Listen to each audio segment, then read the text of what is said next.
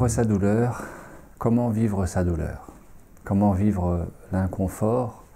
Comment vivre tout simplement au mieux sa pause alimentaire et les signes, les symptômes relatifs à la pause alimentaire? Alors c'est un sujet, c'est un thème que j'ai déjà bien évoqué, en particulier dans cette vidéo, comment bien vivre sa détoxination, sa pause alimentaire.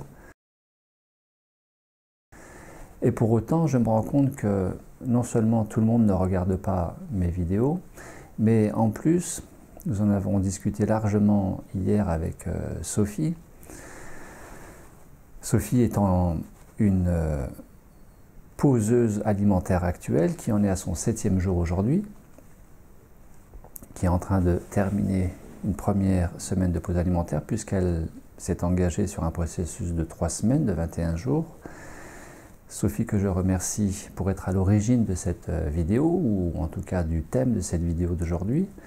Et Sophie qui me faisait la réflexion que certes, nous pouvons comprendre bien des choses d'un point de vue théorique, mais que pour autant, ce n'est pas systématique en termes de prise de conscience réelle dans les cellules, dans la chair, dans nos profondeurs, en termes de déclic comme une évidence, compréhension intuitive. Il y a des niveaux de compréhension qui fait que plus vous comprenez à un niveau superficiel, en surface, entre guillemets, moins le côté opérationnel de la chose se fait en termes de réaction ou d'action immédiate face à telle situation, et qu'il y a un décalage qui fait qu'après coup, vous vous dites « Ah oui, mais je le savais, pourquoi je n'ai pas fait, pourquoi je n'ai pas compris, pourquoi je n'ai pas fait comme ça ou comme ça à ce moment-là ?» Parce que l'intégration ne s'est pas faite. Et l'intégration se fait parce que la prise de conscience est là, et donc parce que la connaissance touche des niveaux plus profonds de l'être multidimensionnel que nous sommes. Ainsi, Sophie me pose cette question avant-hier, me dit « Depuis le début de ce processus, j'ai relativement mal dans le bas du dos, chose qui est normale, indépendamment de causes ou de facteurs liés à des traumatismes articulaires comme antérieurs à cette pause alimentaire et qui se seraient réveillés comme lombalgie, hernie discale, tassement de vertèbres, déplacement de vertèbres, lombaires. Donc il y a ces autres motifs que j'ai expliqués dans cette vidéo, 5 causes méconnues des lombalgies. Et qui me dit, Sophie, j'ai relativement mal dans le bas du dos depuis le début de ce processus et je me suis rendu compte que quand j'y pense, j'ai encore plus mal. Quand j'arrête d'y penser et que je suis avec ces douleurs, quand je suis en conscience avec ces douleurs, quand je ne fais plus qu'un avec ces douleurs, eh bien ça disparaît. Je trouve ça à la fois fantastique, magique et à la fois, je suis très étonné. Question, est-ce que c'est moi qui crée ces douleurs ? Est-ce que j'invente mes douleurs? Parce qu'en y pensant, elles sont plus fortes. Et donc, voilà pourquoi cette petite vidéo du jour. Alors, tout ça c'est très simple. En réalité, j'avais aussi traité ce sujet indirectement parlant au travers de ce à quoi je résiste persiste, ce à quoi je fais face s'efface, ou en tout cas ce que j'embrasse s'efface. Tout simplement, cela procède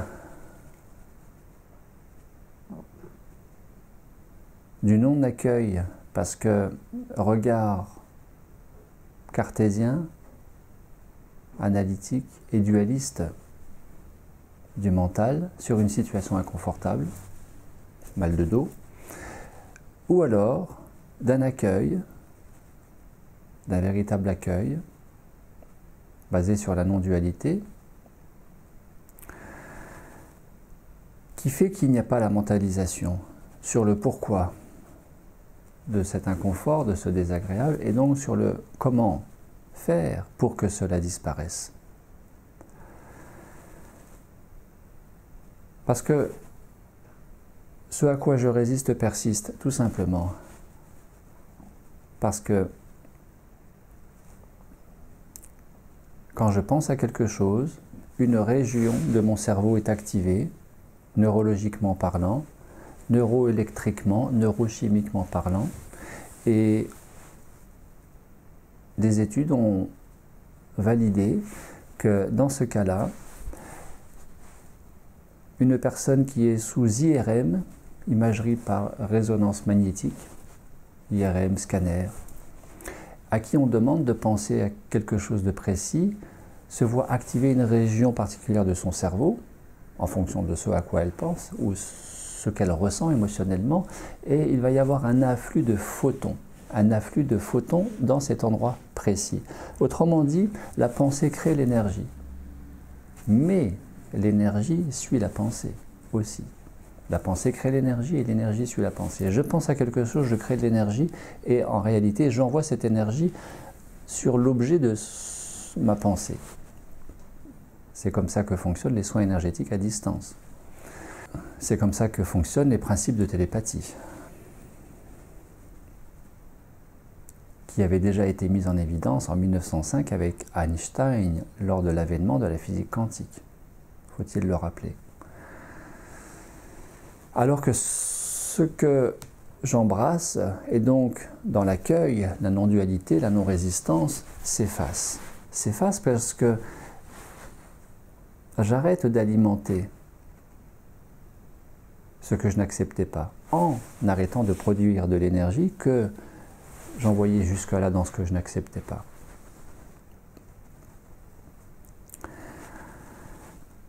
Donc j'expliquais tout simplement à Sophie qu'il y a deux façons de réagir par rapport à ce mal de dos. Soit je laisse faire, soit j'accueille, soit je suis avec ça et je lève le pied, je me repose, je m'hydrate, je ralentis, je m'écoute, mais j'écoute mon corps, je n'écoute pas ma tête.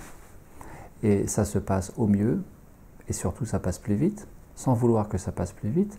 Soit je focalise là-dessus, de vouloir comprendre pourquoi et surtout de vouloir faire pour que ça ne soit plus. Et en réalité, j'alimente, paradoxalement, j'alimente la douleur, l'inconfort, le désagréable. Et en cela, c'est tout aussi magique que de se rendre compte que d'être avec permet d'atténuer aussi, sans que ce soit une volonté acharnée de vouloir que ça s'atténue, mais d'être avec l'inconfort atténue tout simplement parce que je n'y oppose plus aucune résistance et que j'arrête d'alimenter en focalisation neuromentale, on pourrait dire. J'arrête d'alimenter en focalisation neuromentale parce que production d'énergie, ce pourquoi je ne suis pas bien. Et en plus, je permets dans ce relâchement d'être avec. Il y a un relâchement qui s'opère et dans ce relâchement, je permets à ce que l'énergie propre à la physiologie du corps puisse opérer et qu'en plus, l'énergie universelle de vie que le corps capte par tous les pores de la peau, par la peau qui est un troisième poumon, faut-il le rappeler aussi, la peau est un poumon, un véritable poumon, mais aussi par les vortex que nous appelons plus communément les chakras, qui captent aussi l'énergie. Physiologie énergétique fait que là où je n'interviens que très peu, voire pas du tout avec le mental, eh bien j'arrête de contrarier la physiologie globale du corps, j'arrête de contrarier la physiologie énergétique d'ensemble, de captation énergétique, de circulation libre et intense de l'énergie intracorporelle, et surtout de ne pas envoyer de l'énergie par production neuromentale, là où il y a un inconfort. Jusqu'à une certaine limite, bien sûr, puisque faut-il le rappeler, s'il y a besoin, le médecin aussi là pour prendre en charge à sa hauteur, médicale ou chirurgicale, ce qui relèverait de son intervention, bien sûr. La pensée crée l'énergie suit la pensée. J'arrête de penser et je ressens. Conclusion, il est largement préférable de ressentir plutôt que de réfléchir. Être avec. Et ainsi intégrer la dimension biologique grâce à la dimension quantique. Le quantique, le champ unifié quantique est un vaste champ d'information et d'énergie. Information véhiculée par l'énergie. Le champ quantique sous-tend la dimension biologique.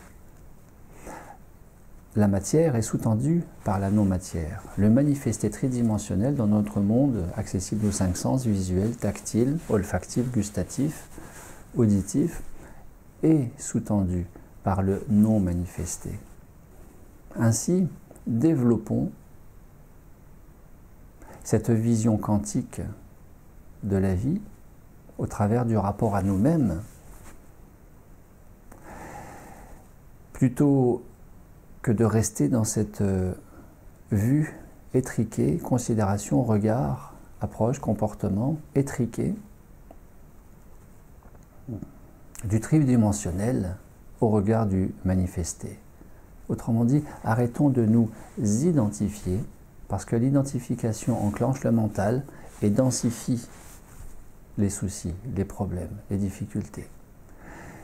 Ayons ce regard plus élargi, plus en hauteur, globalisant, holistisant, quantique, sur la dimension vibratoire, énergétique, conscience de toute manifestation, et ainsi de permettre à cette dimension information-énergie de circuler, de faire son œuvre au travers de la matière, qui en réalité, matière n'est que de l'énergie densifiée, faut-il le rappeler aussi. Arrêtons de nous identifier, arrêtons de penser à outrance et vraiment faisons que chaque instant de notre vie, quelle que soit la situation, agréable, neutre ou désagréable, devienne une véritable méditation. Méditation voulant dire ressentir plutôt que réfléchir. Et ainsi de permettre à ce que le désagréable évolue, se transmute en conscience, transcender, transmuter plutôt que sublimer, évolue en véritable agréable. Merci Sophie pour cette petite causerie dont tu es à l'origine. Et je te retrouve tout à l'heure pour l'accompagnement prana via Skype, comme prévu. Merci à vous, à très bientôt, au revoir.